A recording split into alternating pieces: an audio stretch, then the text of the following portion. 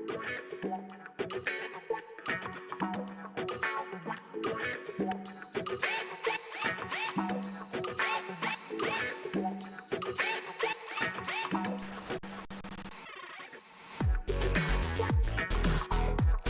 right, anatomy students, welcome to the second video in the series covering the lecture material on the respiratory system. Today we're going to talk about the lower respiratory tract, going from the trachea, the bronchi, and down into the bronchioles, as well as talking about the protective layerings of not only the chest cavity, but the lungs themselves, known as the pleura. And so let's go ahead and get this educational ball rolling. All right, let's go ahead and get started with the second video in the respiratory system video series. And now we're going to move into the lower respiratory tract. So immediately below the larynx, we have the trachea, and it is a semi-rigid pipe made of semicircular cartilaginous rings and located anterior to the esophagus. So semi-rigid, meaning that it stays open. It is rigid enough that it won't collapse under normal change of air pressure. It is made of semicircular cartilaginous rings, meaning that the rings of cartilage aren't complete. They're kind of a crescent moon or a C-shaped. If you think of the capital letter C, that is the shape, and they are the open end of the ring is to the posterior or to the back and located anterior to the esophagus. So your trachea is going to be in front of your esophagus. And the reason the rings of cartilage are open towards the posterior is so that the esophagus has room to expand when you swallow food. That way, the trachea won't constrict the esophagus as it is going through peristalsis and squeezing down a mouthful of food to get to your stomach. So as that food bolus, which is what we call a mouthful of chewed up food, as that food bolus passes down the esophagus, there will be a slight bulge, kind of the same as when a snake swallows a large meal. And then that bulge then will have room to expand because the rings of cartilage are open on the back of the trachea, giving the esophagus the freedom of expansion that it needs. The trachea is about 12 centimeters long. So 12 centimeters, for those of you who are unfamiliar with the metric system, a centimeter is about, not quite, or just under about a half inch. So your 12 centimeters comes out to be a little, somewhere between 4.5 inches, give or take. So and again, this is going from the bottom of your larynx to where it will fork into your primary bronchi. So the actual singular tube, aka trachea or windpipe, is really not that long. People think it's a lot longer than it really is, but because it doesn't start until you are below the larynx or voice box, and then as soon as it forks, it's no longer the trachea. So it really is only about 5 inches long. The inferior portion of the larynx into the mediastinum, which is the space in between your lungs for your heart. There's an open area there called the mediastinum, where it divides into the right and left or primary bronchi. The tracheal cartilage rings are incomplete posteriorly facing the esophagus. The esophageal masses compress into the soft part of the trachea and make it difficult to breathe or even totally obstruct an airway. So if you ever have, I know, a classic food that I always, as a kid, would eat a lot of peanut butter. And sometimes when you swallow the food, that peanut butter will get stuck in your esophagus. So it made it past your larynx and did not go into and obstruct your airway, but that mouthful of food would get stuck in the esophagus, and it gives you that uncomfortable feeling of kind of hard to breathe, shortness of breath. And that is because that food bolus is pushing in on the back of the trachea, and it is not totally blocking, but it is slightly obstructing your airway. And that's why that feels so uncomfortable. So, when that does happen, just take a drink of something, and then usually that flushes it down and gets that food into your stomach. You can see here the ring of cartilage, and then this is where it's open, and here's your esophagus. So when a food bolus passes down the esophagus, it can actually push in and cause that to bulge in and slightly obstruct your airway. The right and left primary bronchi emerge from the inferior trachea and go to the lungs situated in the right and left pleural cavities. And we'll talk about those here, the pleural cavities, in just a second. But here's a breakdown. So all of this is the larynx. So the trachea goes from here to here. And once it forks the first time, then you have from here to here and from here to there is your primary bronchi. So you can tell the primary bronchi are not that long. They go from the first fork at the trachea until they branch off again. And then that next branch will then be called the secondary bronchi. The carina is an internal ridge located in the junction of the two mainstream bronchi, a very sensitive area for triggering the cough reflex. So that's right down there at the tip, just underneath the xiphoid process of your sternum. Sometimes they call that, the solar plexus, I think. And it is a very sensitive spot. And it is right there where it is the carina, right where the bronchi fork off of the trachea. The primary bronchi divide to form the secondary bronchi, and then they will branch to make the next branch. Then they become the tertiary bronchi, which respectively supply the lobes and segments of each lung. The tertiary bronchi divide into the bronchioles, which in turn branch through about 22 more division. And so at a certain point, you just quit counting them. You got your tertiary, and then, then you would have your quaternary, and so on and so forth. Well, after the tertiary branch, that third branch, then they just start to become so numerous that it's just too cumbersome to try to count them all. And typically, once they lose the rings of cartilage, then they're referred to as bronchioles. And again, anytime you see oles at the end of a word, it usually means little. So these are little bronchi, and as they branch, they get smaller and smaller. And if you can just visualize the tree, the trunk of the tree would be the trachea, and then that first fork in the trunk would be the primary bronchi. And after a certain point, there's so many branches that come off of the branches that it just numbering them becomes very tedious. So they just randomly refer to them as, that's a bronchiole. The smallest of the bronchioles are referred to as the terminal bronchioles. And just like the terminal of the airport, that's where the hallway ends, because that's the end of the airport. At that point, you are leaving the building that is the airport, and you are going into the airplane. So your walk terminates there at the end as you go into the airplane.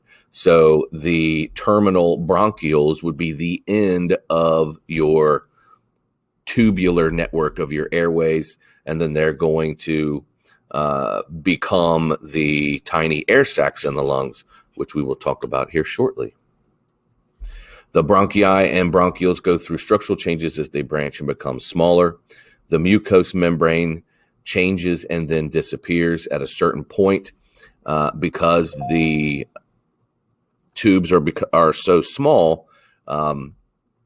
We stop protecting the inside of them with that mucus layer, which is another reason why your lungs are so fragile. The other reason is at a certain point, we're going to need to exchange gases, and a layer of mucus on the surface of the tiny air sacs where gas exchange is going to take place will greatly inhibit how much oxygen you can get from the air and to diffuse into the blood. And if you research any breathing or respiratory disorders, having mucus in those air sacs is a bad thing. Makes it very difficult to keep your oxygen levels up. The cartilaginous rings become more sparse and eventually disappear altogether. At that point, the bronchial tubes become, as they get smaller and smaller, they don't need the rings of cartilage to support, to keep them open. As cartilage decreases, smooth muscle under the control of the autonomic nervous system increases. So that muscle there is to kind of help take the place of the structural support of the cartilaginous rings. All of the branches from the trachea to the terminal bronchioles are conducting airways, meaning that their job is just simply to get air in and get air out. At no point would any air that is in the trachea or any of the bronchial tubes will gas exchange take place. So that means as air goes into your body and as the atmosphere, and we'll talk about how that works, but as the atmosphere pushes air into your chest, any air that stops in the trachea or any air that stops in any of these blue tubes is not going to be involved in gas exchange and is going to keep its 21% oxygen levels inside of those molecules of air. This is how CPR works. You've ever wondered, how can I exhale, and have those levels of CO2 in my breath? How can I exhale into someone else's chest cavity and keep them alive? And that is because there's no way you can get all of the air into the tiny air sacs where gas exchange takes place. If that were to happen, then that means the inside, you would have to create a vacuum inside your trachea and your bronchial tubes. And here on Earth, it's impossible to do. You're not going to be able to create a vacuum because the atmosphere is going to be constantly pushing that air into your airway. And you just can't do it. So any air is known as, sometimes referred to as the anatomical or respiratory dead space. That air is not going to lose any oxygen. And so that's why as you breathe out, it will contain oxygen. That's how you can blow on a fire and rekindle embers, because your breath is going to have oxygen in it. And we all know that a fire needs oxygen to burn. The cupped shape outpouching, which participate in gas exchange, are called alveoli. These are the tiny air sacs at the terminal end of your bronchial tubes where gas exchange takes place. And to me, they kind of resemble a bunch of grapes. But this is where the magic happens. This is where air is going to stop in these air sacs here.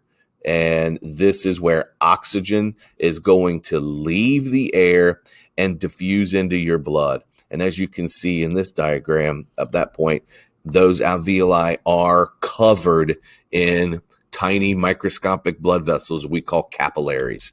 And as the blood comes in these blue arteries, because they're blue because they're being pumped away from the heart, all arteries carry blood away.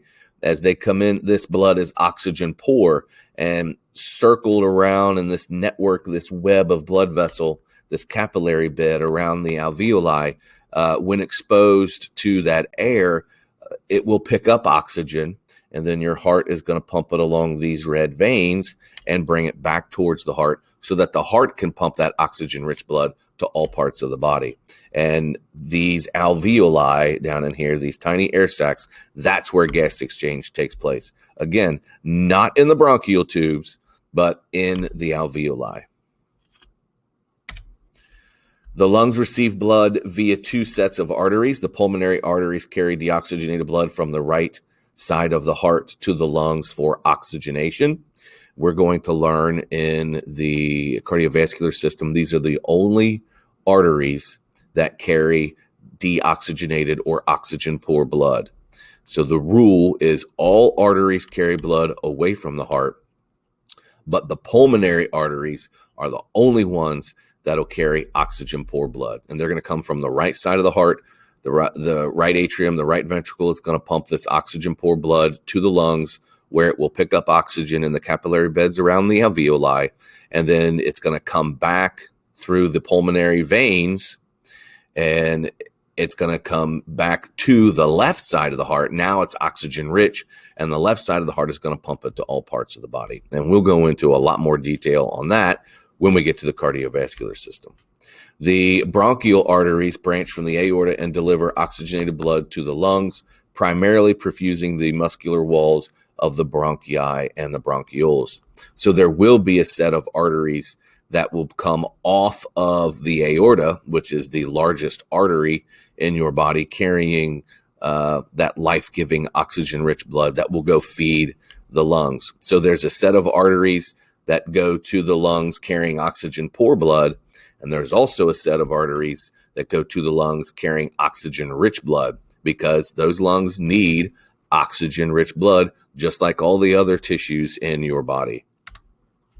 As organs, the lungs are divided into lobes by fissures. The right lung is divided by the oblique fissure and the horizontal fissure into 3 lobes.